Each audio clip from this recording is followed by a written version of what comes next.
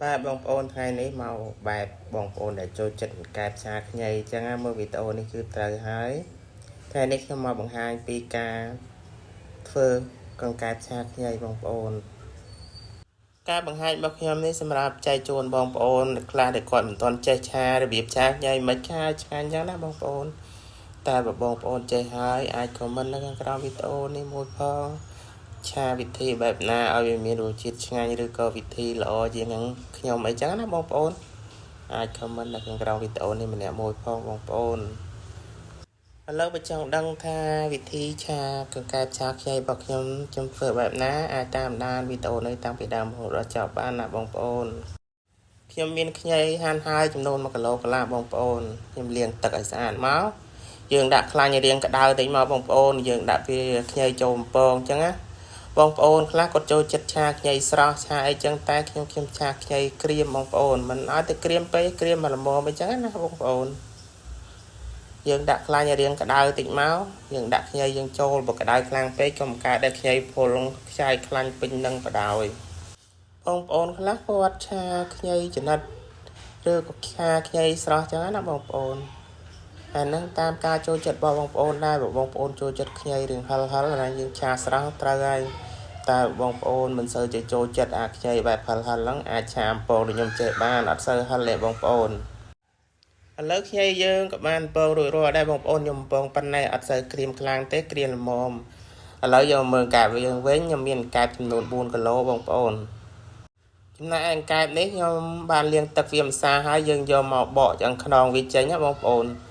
ឆ្អឹងខ្នងវាហ្នឹងយើងយកញ៉ាំក៏វាមិនកើតដែរយើងបកឆ្អឹងខ្នងចេញមកយើងយកវាមកកាប់ចឹងមកកាប់មួយស្អាតមកយើងយកដាក់ច្បាច់អំបិលតិចមកលាងទឹកឲ្យស្អាតមកយើងចាំយកមកឆាចឹងណាបងប្អូនឥឡូវខ្ញុំបានបកឆ្អឹងបកអីរួចរាល់ហើយមិនបានបង្ហាញបងប្អូនទេឥឡូវខ្ញុំមកកាប់កែបយើងវិញបងប្អូនយើងកាប់យើងលាងទឹកសម្អាតបងប្អូនបរិសាធម្មតាទេកែបយើងគ្មានកែបស្រែទេយើងនៅពេញមានតែកែបចិញ្ចឹមនឹងឯងលើខ្ញុំក៏បានកាប់កែបយើងរួចរាល់ហើយយើងហាន់ខ្ទឹមបារាំងម្ដងបងប្អូនចំណែកខ្ទឹមបារាំងគឺខ្ញុំហាន់បែបនេះបងប្អូនហាន់បែបណាក៏បានដែរខ្ទឹមបារាំងចំណែកខ្ញុំហាន់បែបនេះទៅបើសិនជាយើងហាន់បដោយរបៀបដូចថាយើងឆាខ្ទឹមបារាំងអញ្ចឹងណាបងប្អូនឥឡូវយើងបានហាន់ខ្ទឹមបារាំងរួចរាល់ហើយយើងមកហាន់ម្ទេសម្លែម្ដងម្ទេសម្លែនេះយើងលាងទឹកឲ្យស្អាតមកចាំយើងយកមកហាន់វាបងប្អូនចង់ដាក់ក៏បានអត់ក៏បានចង់ហាន់មិនក៏បានដែរសាច់ការចូលចិត្តរបស់បងប្អូនអញ្ចឹងណាតែសម្រាប់ខ្ញុំចូលចិត្តហាន់បែបនេះហើយយើងដាក់ទៅក៏វាបានម្ហូបយើងវាស្អាតចឹងបែបចឹងដែរណាបងប្អូនបើយើងអត់ដាក់ក៏អត់អីដែរបងប្អូនតាមការចូលចិត្ត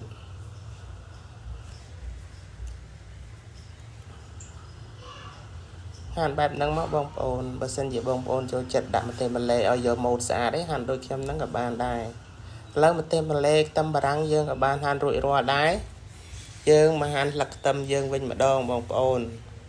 ចំណែកឯស្លឹកខ្ទឹមបើសិនជាបងប្អូនខ្លះគាត់កាត់គល់កាត់អីក៏បានដែរតែខ្ញុំលាងឲ្យវាស្អាតដីមកមិនបាច់កាត់គល់កាត់អីទេយើងដាក់ចឹងមកក៏វាអត់អីដែរដោយសារយើងលាងសម្អាតគល់សម្អាតអីគ្មានដីគ្មានអីនេះជាប់ទេបងប្អូនហើយចំណែកខ្ទឹមគឺខ្ញុំកាត់ប្រវែងនេះឯងបងប្អូនចង់កាត់បែបណាក៏បានដែរតែចំណែកខ្ញុំកាត់បែបនេះទៅពេលដែលយើងឆាទៅវានៅខ្ទឹមមើលទៅឃើញទំនងអីចឹងដែរណាឥឡូវម្ទេសខ្ទឹមយើងក៏បានហាន់រួចរាល់ដែរបងប្អូនតោះពេលយើងហាន់ម្ទេសខ្ទឹមបារាំងស្លឹកខ្ទឹមរួចរាល់ហើយយើងចាប់ផ្ដើមដាក់ខ្លាញ់ដាក់ខ្ទះឆាម្ដងអញ្ចឹងណាបងប្អូន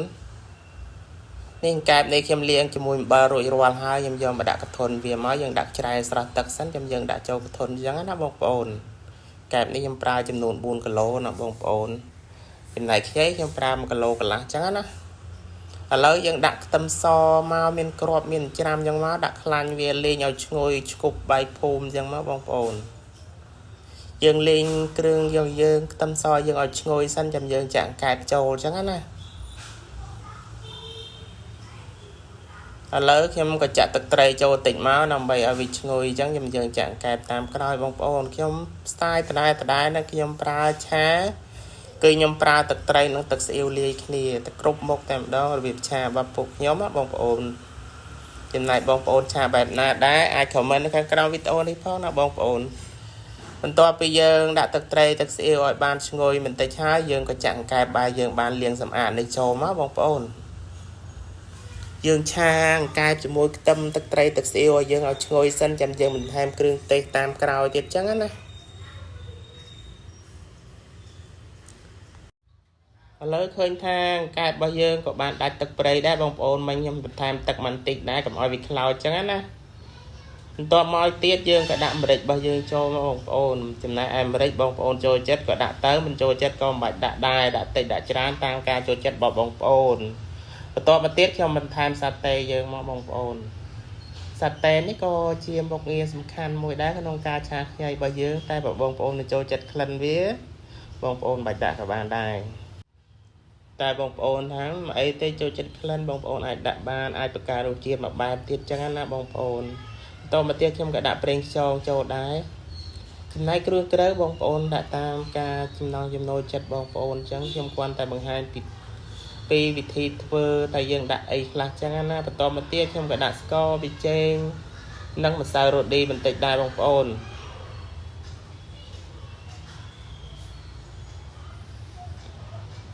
ឥឡូវយើងឆាគ្រឿងក្រៅជាមួយទឹកស៊ីអ៊ីវស្ករប៊ីចេងរ៉ូឌីរបស់យើងឲ្យចូលជាតិសិនមកចាំយើងបន្ថែមគ្រឿងក្រៅផ្សេងទៀតចូលអញ្ចឹងណាបន្ទាប់មកទៀតខ្ញុំក៏ដាក់ខ្ទឹមបារាំងរបស់យើងចូលធម្មតាខ្ទឹមបារាំងយើងដាក់ក្រោយក៏បានដែរអីបងប្អូនឆាតែមួយត្រឡប់ទៅឆ្អិនហើយមិនបាច់ឲ្យវាលួយខ្លាំងពេកទេពុកខ្ទឹមបារាំងឥឡូវយើងដាក់ខ្ទឹមបារាំងចូលមកយើងឆាត្រឡប់4-10ត្រឡប់មកបងប្អូនគឺឆារបៀបខ្ញុំនេះបើសិនណាបងប្អូនខ្លះគាត់ចូលចិត្តអំពងកែបអញ្ចឹងបងប្អូនចូលចិត្តអំពងកែបបងប្អូនដាក់អំពងទៅអីទេតែខ្ញុំឆាស្រស់ចេះវាឆ្ងាញ់ជាងអំពងអញ្ចឹងណាបន្តមកទៀតខ្ញុំក៏ដាក់ខ្ញីចូលបងប្អូនឃើញខ្ញុំទៅជុះដោយសារអីពេលដែលយើងឆាបើយើងអត់ទៅជុះទេខ្ញីដែលយើងអំពងនោះវានៅដុំអញ្ចឹងណាវាអត់គ្រាយសពទេអញ្ចឹងយើងទៅជុះវាបន្តិចសិនមកតោះណាវាចូលក្នុងកែបក្នុងអីយើងបាក់អង្គាយវាអញ្ចឹងយើងអង្គាយវាហើយអញ្ចឹងយើងការកោត្រឡប់ទៅវាដុំទេបងប្អូនឆាដូចខ្ញុំនេះបងប្អូនអត់សូវចូលចិត្តខ្ញីដូចខ្ញុំក៏អាចញ៉ាំបានដែរព្រោះដោយសារខ្ញុំអត់សូវចូលចិត្តខ្ញីទេតែបើខ្ញុំឆាបែបនេះគឺអាចញ៉ាំបានចូលចិត្តទៀតវាឆ្ងាញ់អញ្ចឹងណាបងប្អូន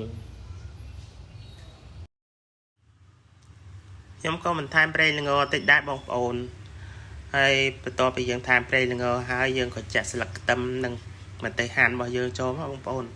ស្លឹកខ្ទឹមម្ទេសហាន់ដែលយើងបានលាងសម្អាតហាន់រួចរាល់ហ្នឹងយើងចាក់ចូលមកបងប្អូ